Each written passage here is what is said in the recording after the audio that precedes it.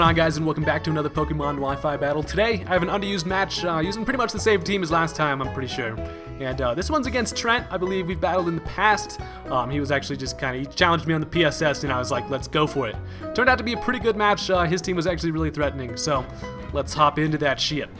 So lately I've been using my Flygon, and usually when I end up using this Flygon, he's choice scarfed as hell, and it always is too easy to just lead off with him and then be able to like U-turn out on whatever they lead off with. So that's kind of what I do. I get that fast ass U-turn off. It turns out he leads off with his Shuckle, and this is actually pretty perfect right here. I go for the U-turn as the Shuckle's gonna show me its red card, and even though I was gonna switch out in the first place, he then switches me out, but unfortunately I'm not able to see who I get switched out into. So Shiny Zubat gets drugged the hell out here, and he's like, you know what, I was in the middle of a nice nap. I just get thrown into a freaking battle, all unexpected. And I'm like, you know what, Noivern, just suck it up, bro. Just suck it up. So I just stayed in, went for a Air Slash, as this thing's gonna just throw some sticky webs out like a stupid lead Shuckle does. And I'm just now realizing that Noivern has pointy boobies on his head. Who else has seen that? That's what the hell, Noivern? Where'd you get those pointy titties from? Anyways, since he went for the stupid little sticky web thing, I'm not really actually too worried about sticky web, because on this team, it's actually happened to me twice. People have sticky webbed me on this team. It actually doesn't really matter, because the guys that are meant to be fast are, they're fast even with the sticky web on there, because they don't even get affected. So right here, as I switched into Machamp, he actually also double switched into the Aggron, and that was probably like the worst possible matchup for him. So he's like, oh shit.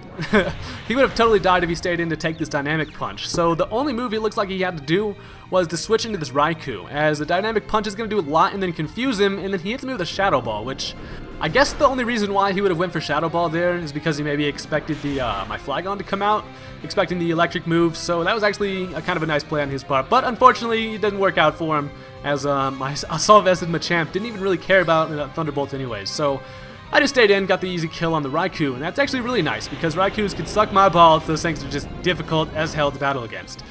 Anyways, this three-headed asshole right here, this Hydreigon's gonna go ahead and kill me off with the Draco Meteor. I actually just kind of didn't really know what to do there. I could have switched into Jirachi, but on the off chance that he went for like a flamethrower or something, it wasn't worth it. So I was like, well, shit. So here I go back into Flygon, and I actually almost kind of thought he was gonna switch out, him knowing that maybe my Flygon's choice scarfed. I mean, usually my Flygon's choice scarfed, so I just kind of assumed that he knew it was scarfed. I would have been able to kill it with an Outrage there had he stayed in, which would have been really nice. I actually should have gone and done that. Kind of goes and fucks me up for the whole rest of the battle, as you'll see, but whatever. Now I'm going to go into Shuckle, as he's already used the Draco Meteor, so his special attack is not looking too hot at all, as Shuckle's going to just eat that shit up. Shuckle just sits in here and just takes damage for days. He could use some more HP, but what are you going to do, you know? I mean, this Shuckle is just a badass. I like using my Shuckle because it's a lot different than all the ones I see used against me. So I'm going to go for the Stealth Rocks, as he decides to switch into his Cloyster, and when a Cloyster comes in against you, you can pretty much infer the fact that it's going to go ahead and go for the Shell Smash. So, capitalizing on that knowledge, he does go for the Shell Smash, as I'm just going to go for the Encore. And Encore is coming in handy on Shuckle lately. Let me tell you, if you're not using Encore on your Shuckle, you're blowing it. You're blowing it, man. So, I go for the Encore here. He's stuck into the Shell Smash. Shell Smash. That's a fucking tongue twister. Shell Smash, as he's going to go ahead and continue staying in and going for the Shell Smashes, realizing that the Encore's going to have to wear off eventually, and he's probably going to be able to get off Ice Shards after he's just maximized his shit. So I make a pretty risky play on that Encore, just because the fact that it could go bad for me. It could go real bad. So he stays in, gets another one up. His attack is just absolutely through the roofs, as his defenses are looking, not too hot at all. So I went into Noivern just because I know that I do have the Flamethrower. I guess at this point anything could be able to kill this this Cloyster with like absolutely no defense. But nonetheless, Mr. Pointy Boobs over here is going to be going ahead and Flamethrowing this bitch. And the fact that he stays in basically just shows me that he has the Focus Sash. And I was like, well, shit. But as you'll see, it's actually not too bad of a thing, because Shuckle's Encore lasted for a freaking fortnight. Look at that, lasted so many turns, as he probably hit attack, realizing that the Encore didn't wear off, and he has to stay in here, as he's definitely just going to go ahead and die from a Flamethrower. So that actually worked out absolutely perfect. Had that Encore not lasted that long, I would have probably been pretty screwed. But thank God it lasted forever, and we're looking pretty solid. So now he's going to bring out AA Ron. And Mr. AA Ron over here is going to go ahead and kind of scare my Noivern out. I don't really know what it wants to do, but I do want to conserve my Noivern for later. So I go into Hungry here, as Hungry's kind of just full health as hell, and I'm like, you know what, this dude can just take damage for days. So I was like, I'm just gonna send Hungry out here, maybe get an Earthquake off on this Aggron. You know, I don't really know what this thing wants to do though. So as we'll see here, he actually goes for the Roar, and that's kind of a real bummer. Not really actually, because I mean, well, kind of is, because it just kind of like set up a Sandstorm real quick. And then Noivern comes out just to take some Stealth Rocks and then some more Sandstorm damage. And I'm like, well, shit, it looks like all I've got to do is stay in. But then I was like, you know what, I'm going to go for the Roost, because he's probably going to expect me to just, you know, he's probably going to go for the Roar again. That's kind of what I was expecting. As he does go for the Roar again, which is absolutely awesome, because Noivern getting that Roost is so crucial.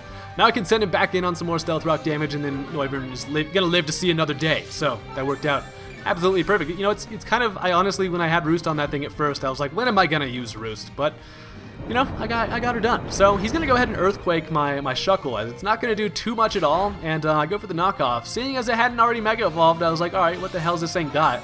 Turns out it has a Citrus Berry, and I was like, ha! Ain't gonna be eating that Citrus Berry today, Mr. Aaron. So I'm gonna go for the knockoff again, considering I pretty much expect him to roar, as he actually does roar, and I was like, well shit, perfect. I did not want to switch and then just to be roared out again. So that works out pretty nice, as I'm pretty bummed that Machamp is already dead, because that would be nice and helpful trying to kill this stupid-ass Aggron. As you'll see, this thing actually causes quite a few more problems. So I'm going to go into Shiny Zubat again, as I kind of expect him to maybe go for the Earthquake on my Jirachi or something like that, as he actually maybe predicts my switch and goes for the Rock Slide, as I was like, holy hell, that absolutely is just going to demolish my Noivern. So now I'm sitting here like, well, this would be a fantastic time to send in Machamp if he hadn't already gotten destroyed by a freaking Draco Meteor. So I'm just going to go into Salamence, as I know I can definitely kill this thing with an Earthquake. I predict him to switch into his Hydreigon, I think, as he's just going to go ahead and stay in. So I was like, well, that was stupid. Flygon just came in, U-turned on a Steel type, and he's going to go right back out, and I have to switch into NBZ here. Who's going to take it, actually, depending on what he does. He's going to, well, I die to the Stealth Rocks regardless, but it does give me a turn to kind of see what he's going to want to use, as he just goes for the Roar again. And I was like, why would you stay in against my Flygon? You know I can destroy you with an Earthquake, and you have a perfectly usable Pokemon that's flying to just switch into. So I go for the U-turn again, thinking that stupid three-headed dragon's going to come out, but it freaking doesn't, and I'm like, why are you not switching into that thing? He's just absolutely just predicting my predictions here, and I'm like, Jesus. So fortunately, though, I do have Hungry still, who's going to be able to definitely tank some hits for as long as possible. But the good thing about him using Roar is if he wants to, he's gonna have to oh no, never mind, sorry. He's able to just roar the Hippowdon freaking out again, which then brings out Salamence for the third time, and I'm like, there's gotta be no way that he's gonna switch this time. So as you'll see here, he actually ends up going for the switch, but he switches into Grape Ape, as I go for the Earthquake here. Had he switched into that three-headed fuck, it would have been probably ideal, but I don't know why he would have gone into the Darmanitan, because the Earthquake is easily going to kill that thing. And I was like, alright, that works out for me. I don't have to worry about that thing anymore, so that's perfect.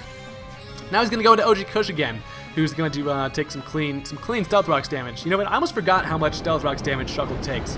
That's probably the reason why he's less used than he should be. But an Earthquake is going to kill that thing, and I was like, oh right, Flygon putting in work. Now he's finally gonna go into God's Gift, who I can't have an attack against because I'm locked into Earthquake. So I'm like, okay, gonna have to switch out here. He probably realized he should have switched into this thing a lot earlier. So now I'm able to switch into my Jirachi. Jirachi hasn't gotten to do a damn thing this battle yet, which is unfortunate because every other battle I had turned out to be pretty one-sided. But Jirachi just puts in work. Just puts in work, man. So he's going to take a Draco Meteor, which is actually going to do a bunch of damage. And it kind of like, makes me wonder about the item this thing has. I kind of think it might be Choice Specs or something like that.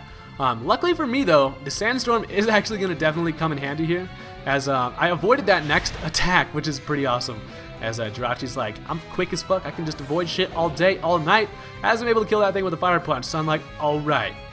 The Sandstorm's going to subside, Jirachi doesn't really care, though. Steel type for the win. As freaking Aggron is going to come out once again, and my Fire Punches aren't going to be able to really do too much to it, but I just don't really feel like switching into Flygon yet, as he can maybe get a critical hit. I don't know, I should have just switched into Flygon here, but I kind of wanted Jirachi to get that freaking burn, but I can never get a burn with Fire Punch on a Serene Grace Jirachi. Like, what the hell? I actually thought that next one was going to kill, and then I'd just be able to revenge kill it with Flygon. Turns out it doesn't, as my next Fire Punch does not even knock it out. I was like, Jirachi, you could have just had the game-winning kill right there, bro. Do you even realize what you just messed up right there?